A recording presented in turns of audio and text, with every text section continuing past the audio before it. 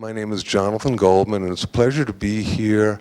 I've been in this field 25, 30 years or whatnot, written a few books and a few CDs and done some teaching. And today, we're mostly going to be doing teaching with you. I'm not going to talk too much about myself in terms of who and what I've done, but more about sound. But I will tell you something that is not in that biography, just so you know. I am a conscious trance channel. I channel a being named Shamael, who is the angel of sacred sound. Any of you here into Kabbalah? Okay, so you know about the being called Metatron. Metatron is actually a Greek name that means above the throne. Shamael is probably the real name of this being, and it means voice of God. And I also channel another being that some of you may be young enough to remember. And this being, his name was Lenny Bruce. Okay, I remember Lenny. And Lenny comes through at the darndest of times. So if you see me doing some sort of Borscht Belt shtick, well, it's Lenny's here, and I can't help myself, and it's okay.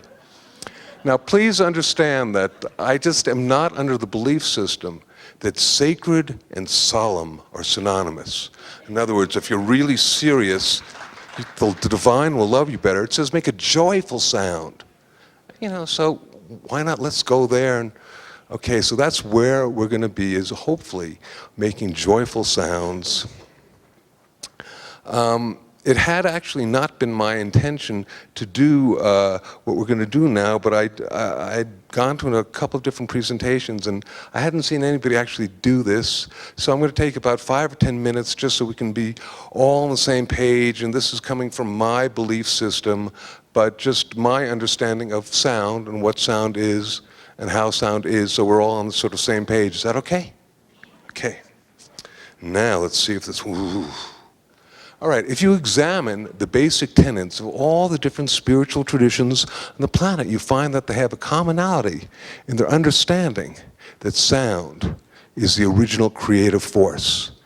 In the beginning was the Word. Yeah, you've heard this. And the Lord said, let there be light.